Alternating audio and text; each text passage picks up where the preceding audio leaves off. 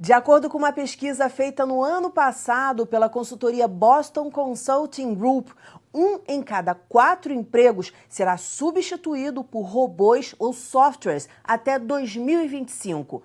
Já um estudo da Universidade de Oxford, realizado no mesmo ano, indica que 35% das profissões serão automatizadas nas próximas 2 décadas.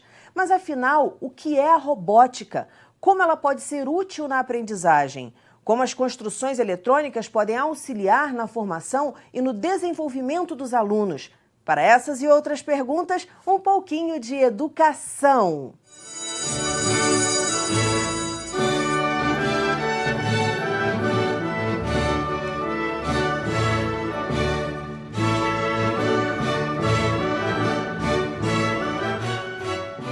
Meus convidados de hoje são um empresário, professor que dá aula em 8 escolas particulares no Rio, especialista em robótica educativa com sucata, Marcelo de Carvalho Alves Ferreira, o estudante de ciência da computação no Cefet, Baltazar da Silva Cunha Paixão. Muito bem-vindos ao programa. Eu queria que vocês começassem explicando o que é a robótica. A robótica, eu sempre defino para os alunos que a robótica é a ciência que vai estudar as máquinas. Independente se essa máquina vai ser um robô, se essa máquina vai ser um elevador, se essa máquina vai ser uma cadeira, essas cadeiras de rodas que vocês têm hoje automática para subir escada. Enfim, a robótica entra nessa área de estudo de máquinas. Resumindo assim, bastante. Porque a gente fala robótica, já imagina já tem uma imagem futurística na cabeça, né, com um monte de robôs fazendo tudo pra gente. É essa ideia que a gente tem a princípio. Professor dá aula de robótica para ensino fundamental e ensino médio. Eu queria saber como a robótica pode se incorporar nesse ambiente escolar, em que ela ajuda.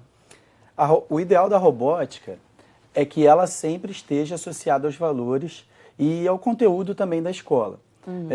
Então, você vai ter hoje segmentos mais tradicionais, que vai querer um tipo de trabalho do professor, tem outros segmentos mais construtivistas, que acabam olhando mais pelo lado do indivíduo, de trabalho. Participando de um projeto, vamos dizer assim. Exatamente.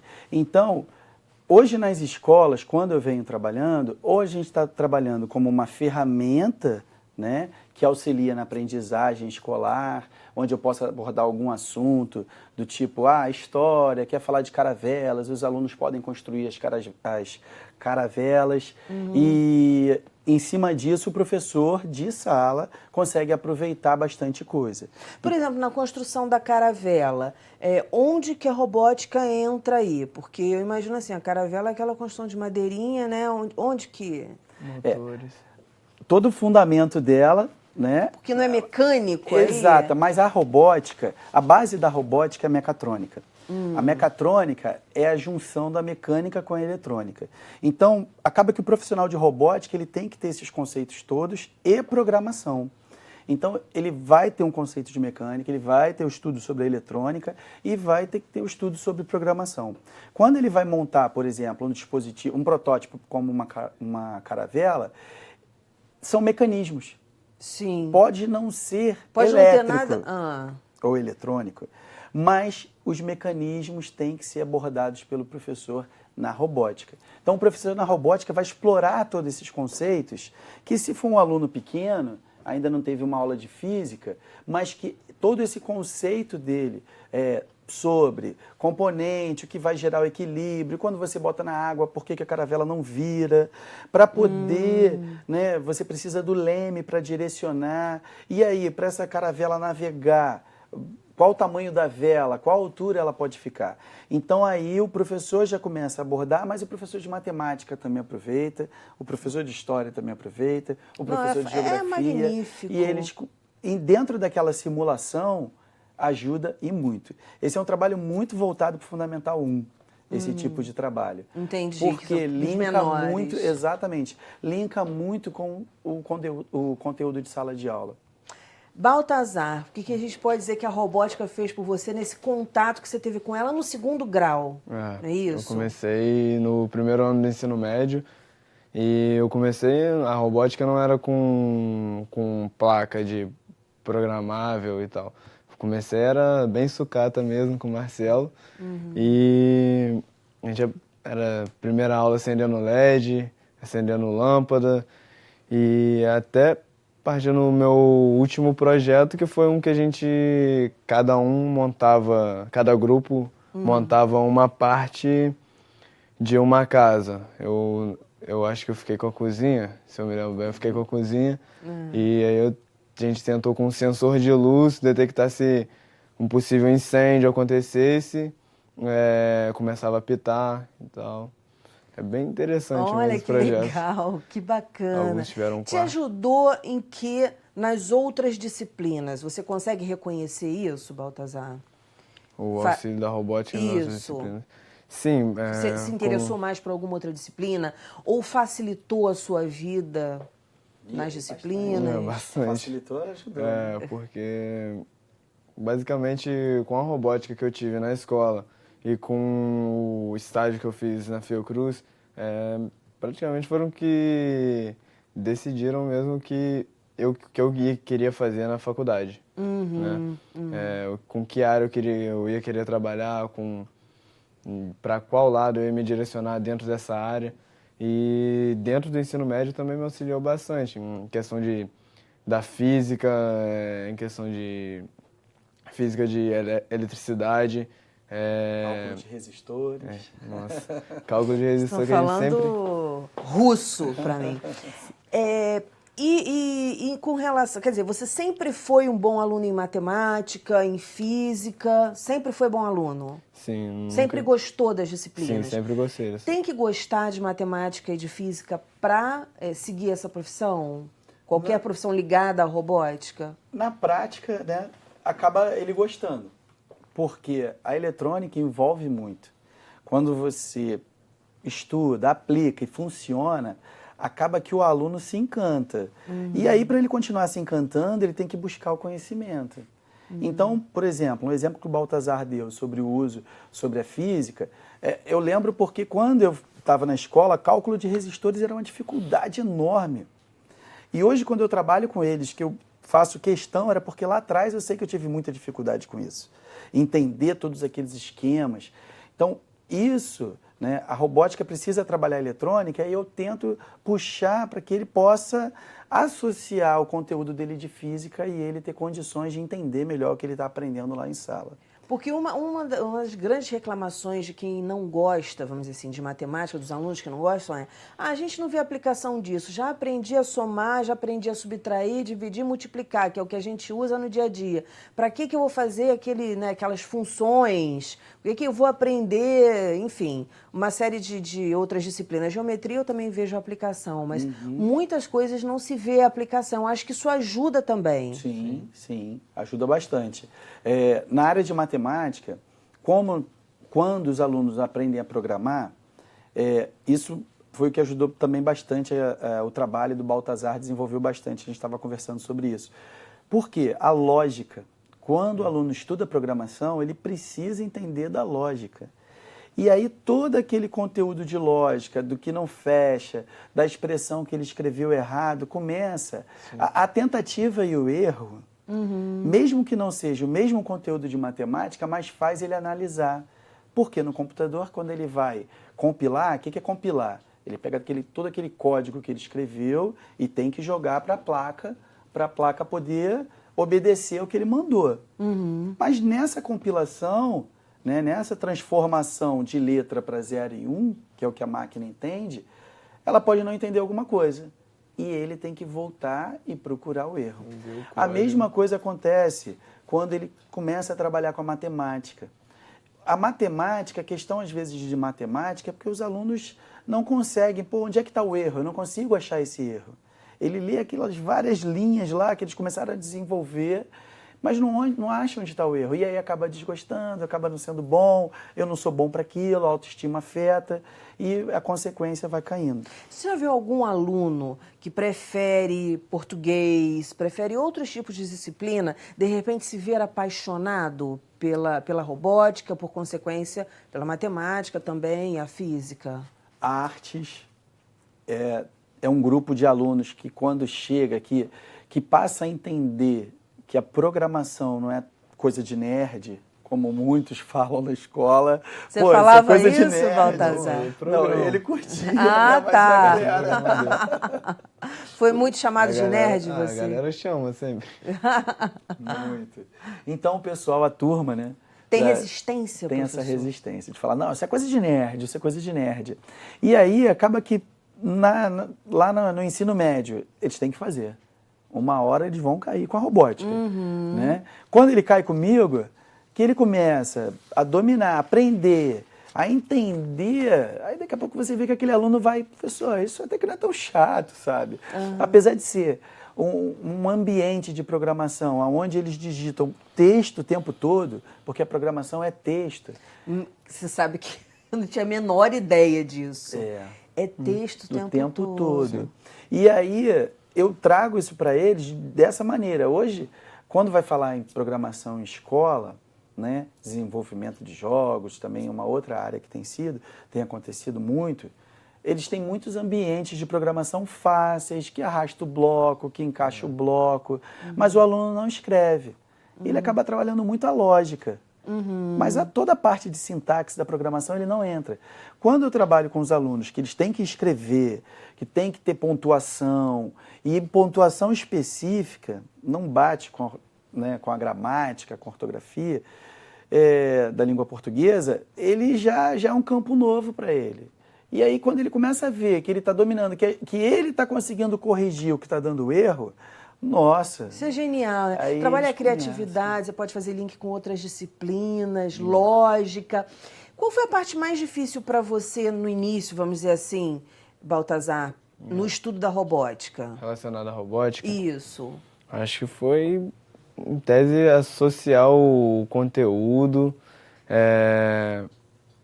com A prática. com a prática. Porque às vezes o Marcelo passava lá que tinha que fazer e tal, e às vezes dava um erro. Porque no início a gente tava com sucata. A gente soldava e não dava, não ia direito. E eu acho interessante, você trouxe aí um protótipo Sim, para sim. gente ver. Sim. E porque fala assim, quando fala robótica, a gente, como eu te falei, imagina uma coisa futurista, uma coisa cheia de, né, sei lá, tecnologia, vamos dizer assim, avançada. E a gente olha para um protótipo simples, você fez especialização em robótica educacional com sucata. Como é que isso é possível? Quando eu conseguia ter acesso ao curso de robótica com sucata, e aí o professor passava muito isso pra gente, porque lá eu já dou aula há bastante tempo de robótica, deve ter uns 10 anos, e foi antes disso o curso. E aí o professor passava muito sobre as questões que estavam acontecendo. Por quê? Porque já estavam começando a entrar kits no mercado, você tinha as empresas que desenvolviam para falar, olha, aqui eu tenho robótica, liga o motorzinho que funciona. Mas quando você analisava de forma crítica aquilo ali, era muito difícil aplicar em sala de aula. Primeiro porque lá atrás computadores não eram tão fáceis de se obter, e o espaço também. Hoje a dificuldade da escola é ter um espaço. Né? E aí acabava que você precisava ter uma bancada com computador, uma bancada com eletrônica, muito fio espalhado e tinha que programar. Então, quando nós começamos a estudar sobre a sucata e reaproveitamento desse material, eletrônica, construção de placas, foi um mundo novo para mim, que não era dessa área de eletrônica. Eu curtia muito informática. A gente está falando de que tipo de sucata? Olha, eu costumo... Oi? Qualquer tipo de sucata. Qualquer tipo. Qualquer tipo. É claro, verdade. falando da parte mecânica que a gente falou lá das caravelas, mas num componente eletrônico, quais são assim, as peças, as coisas que vocês vão buscar para compor ali um projeto? Normalmente, eu peço para os alunos tudo, ligou, girou, ou ele girava, né, e está quebrado, porque isso eu sempre converso com eles. Ninguém vai trazer um aparelho que estava funcionando. Sim. Eu quero que estava quebrado. Por quê? Porque às vezes quebra uma coisinha, queima alguma coisa pequena e que o restante está todo funcionando. Você tem um universo ali de pecinhas, de coisas. Então, dentro daquilo ali, em geral, a gente consegue alguns componentes que seguram mais, os resistores. Eu calculo com os alunos, a gente tem o uso do multímetro e tem alguns sensores, por exemplo, o infravermelho, que nós usamos e muito. Agora, eu vou estudar agora, no próximo bimestre, com os alunos. Nós vamos usar lembra daqueles celulares tijolinho que tinha do Nokia? Aquele que tinha os joguinhos, era só um celular pequenininho, né? Tinha o tijolão e o tijolinho. Aquele visor do Nokia, nós vamos construir só games portáteis lá para a escola. Olha, a garotada vai ficar louca. Mostra pra gente esse aí que você trouxe. Esse aqui foi um projeto, os alunos começaram a estudar sobre automação. E aqui dentro tem uma placa Arduino, e além disso uma placa Bluetooth, que está pareado com o meu celular. Então, pelo celular, a gente consegue controlar uma tomada. O objetivo disso aqui da tomada era que o aluno que ele possa levar para casa, e eu vou ligar um ventilador, eu posso ligar uma luminária, porque eu gosto de dormir, mas quando eu estou com sono, eu quero escuro, eu vou lá e diminuo ela, não tem problema. E ele consegue fazer isso na luminária e consegue fazer isso no ventilador? Consegue adaptar com qualquer coisa que entre aqui no lugar dessa lâmpada vermelha. Entendi. Essa lâmpada vermelha é só para poder exibir o funcionamento dela. Qualquer coisa que eu tirar e colocar nessa tomada, ela funciona. Entendi. Então, por exemplo, o aluno quer fazer uma festinha, quer botar uma luz que ele liga só de vez em quando e ele tá lá Quer dizer, tocando. lembrar que esse circuito, posso dizer assim? Sim. Tá. Esse circuito ele está ligado numa tomada, então funciona como uma espécie de extensão, não é isso? Onde você vai ligar ali o ventilador, vai ligar a luz, enfim, o que quiser, um abajur, e vai ter o controle pelo celular. A automação residencial é assim, é o que a gente chama hoje de casa inteligente. Só que ao invés, né, de ficar adaptado numa tomada, ele joga no sistema de iluminação da própria residência. Então, o eletricista tem que entrar ajudando onde vai poder fazer as ligações, onde vai poder encaixar, e por ali, remotamente, ele controla a casa dele até de fora de casa. E aí, ele, pela internet, ele consegue saber se tem o ar-condicionado ficou ligado, se a garagem ficou aberta. Quer dizer, isso está muito mais à mão da gente do que a gente possa imaginar. Agora, os serviços ainda são caros, né? São caros, mas são fáceis. Não são tão difíceis. O Baltazar vai poder fazer isso, ou já pode fazer isso na casa dele. Ele já tem condições. De fazer isso na casa dele. Como projeto pessoal para ele. Só que, vamos supor, igual, eu tinha um projeto que eu queria construir um drone. Só que o processo da gente pegar uma peça demora muito tempo para chegar até aqui, às vezes. E aí você fica na mão daqueles meses de entrega e chega, vamos supor, a peça tá errada, mais 2 meses. Demora, mas você pode fazer, pode deixar... Já fez isso na tua casa? Qual? Algum projeto desse? Essa coisa toda de ligar, de ter esse controle pelo celular... Sim, a gente levava projetos para casa. Não, mas na tua casa, você nunca sabe se cheguei. o ar tá ligado, o ventilador ficou ligado, essas coisas? Nunca. Você tá vendo? Você mora com a tua mãe? Não, eu moro com meu tio. Com o seu tio? Qual é o nome do seu tio? Diógenes. Tá vendo, Diógenes? Esse menino sabe botar essa casa aí toda automatizada. Fala com ele que ele vai deixar a casa, ó, nos trinques. E profissões que a gente possa seguir nessa linha aí. O que a meninada pode escolher? Hoje, né, a área de engenharia toda está envolvida com a robótica, mas você tem toda uma área também médica já se preocupando. Eu já participei de algumas oficinas de robótica, quando a gente encontra aqui, que é uma dificuldade também no Rio de Janeiro, mas quando tem que você vê médicos participando para poder entender sobre impressão 3D, para conhecer mesmo, não acredito até que eles tenham a finalidade de construir, eu vou fazer, não, mas para poder entender sobre aquele material e todo aquele processo antes de usar, por exemplo, numa cirurgia, como foram casos que nós escutamos e lemos aí, acompanhamos de cirurgias que fizeram um tubinho que encaixou, que substituiu. Por quê? Porque o material da impressora 3D todo não é tóxico, então o organismo entra bem. Ah, que bacana. Absorve bem. Quer dizer, você falou designer no início, não é isso? Sim, tem ligado à área médica também. Criação desses, como eu disse, robôs digitais que analisam, vamos supor, médicos vão e analisam, isso é um tumor, joga várias imagens de tumor. E aí bota para o robô analisar. E aí, vamos supor, pega um outro raio-x para identificar, o próprio robô já pode identificar, às vezes melhor que um médico, se aquilo lá é um tumor ou não. Quer dizer, o interessante, eu acho, é o seguinte, dentro de cada profissão, aquele profissional ele pode querer ir por esse lado, né, dominar mais esse lado, ele vai agregar para quem construiu aquela máquina, ou ele vai construir junto e vai saber lidar com aquela máquina muito melhor, já começa a ser uma especialização dentro de cada profissão, Muito mesmo que a engenharia, vamos dizer aí, seja o carro-chefe. Exato. Eu converso muito com os pais, que às vezes os pais vêm com esse questionamento. Professor, quero ensinar meu filho a fazer programação. Aí tem 10 anos de idade. Eu, pai, a não ser que ele goste muito, se ele gostar de jogar bola, deixa ele jogar bola mais um pouquinho, porque ele daqui a pouco está mais maduro para poder aprender esses conceitos. Não adianta também inserir. Mas acaba que aí depois o pai olha, vem com aquele afinco, né? Ele está estudando, está em engenharia, daqui a pouco o cara vai cair em artes.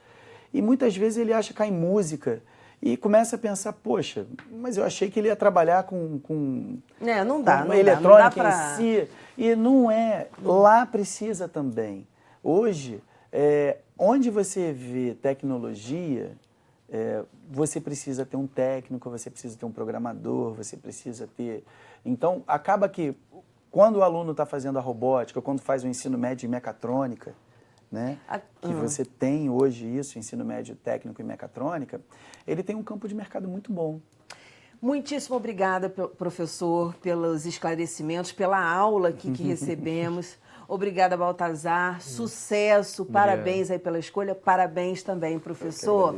Agora você vai conhecer um pouquinho do Estatuto da Criança e do Adolescente. E na volta tem a Família Pergunta. Segura aí que eu nem fui, já estou voltando.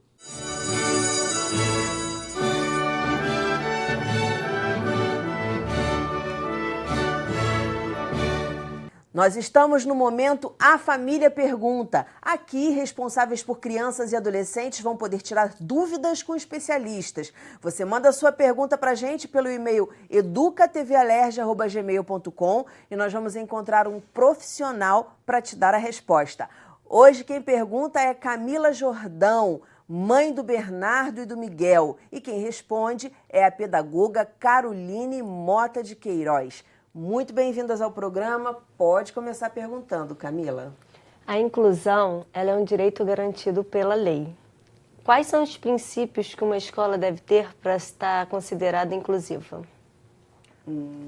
Oi, Camila. Tudo bem, Daniela?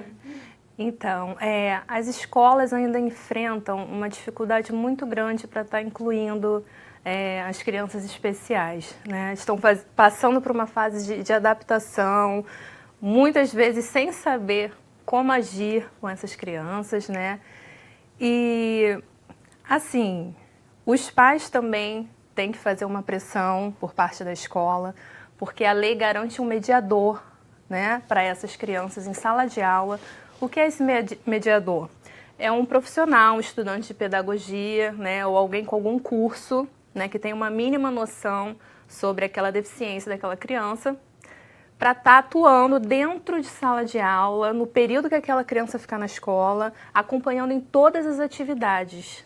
Tá? Isso é um direito garantido por lei, os pais não têm que pagar valor nenhum a mais na mensalidade por isso. Só que o que a gente vê na prática? As escolas não respeitam a lei, na maioria das vezes, e elas vão criando empecilhos até os pais retirarem a criança da escola. Né? Diz que a criança não está se adaptando, que não vai conseguir acompanhar a turma. Assim, esse é um panorama geral que eu falo por experiência, né? E o que essa escola tem que ter para estar recebendo essa criança? Além de estar oferecendo essa mediação, né, que é um direito, claro que cada caso é um caso. Existem casos que o currículo tem que ser adaptado, né, para o nível que aquela criança se encontra, né, de aprendizagem.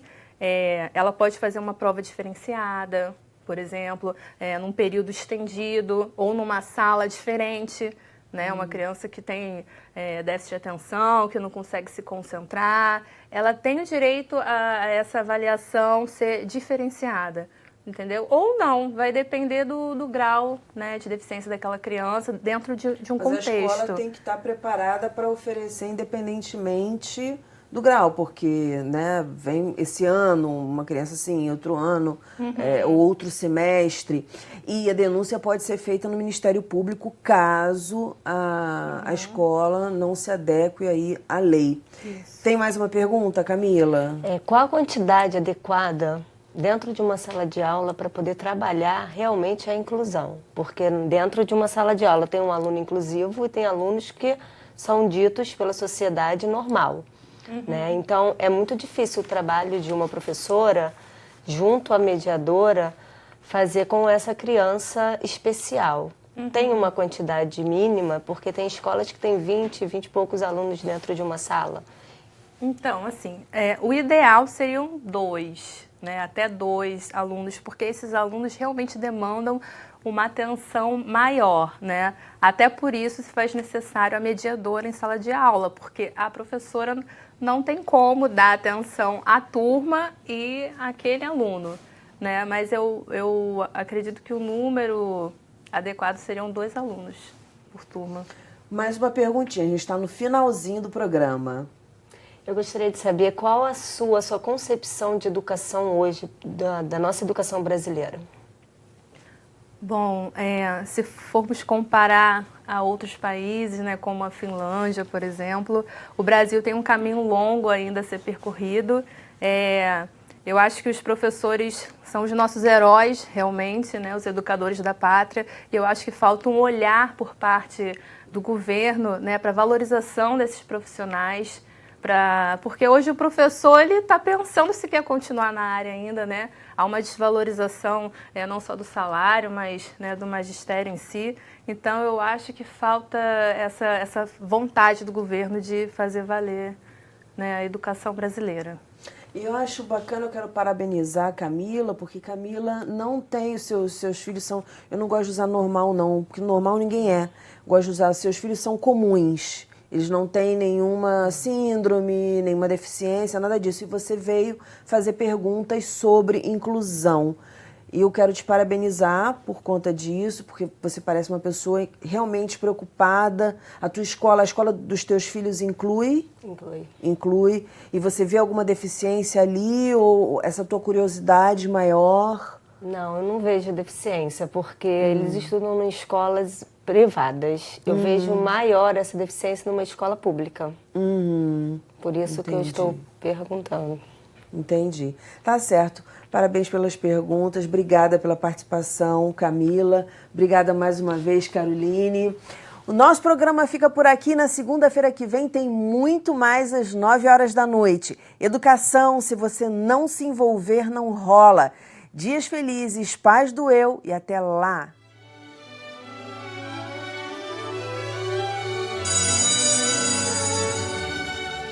Se Achante, de Manuel de Barros. Era um caranguejo muito se achante. Ele se achava idôneo para a flor.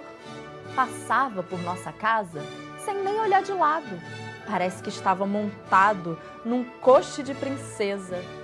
Ia bem devagar, conforme o protocolo, a fim de receber aplausos.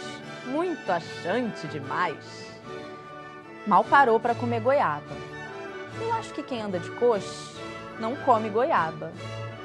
Ia como se fosse tomar posse de deputado, mas o coche quebrou. E o caranguejo voltou a ser idôneo para mangue.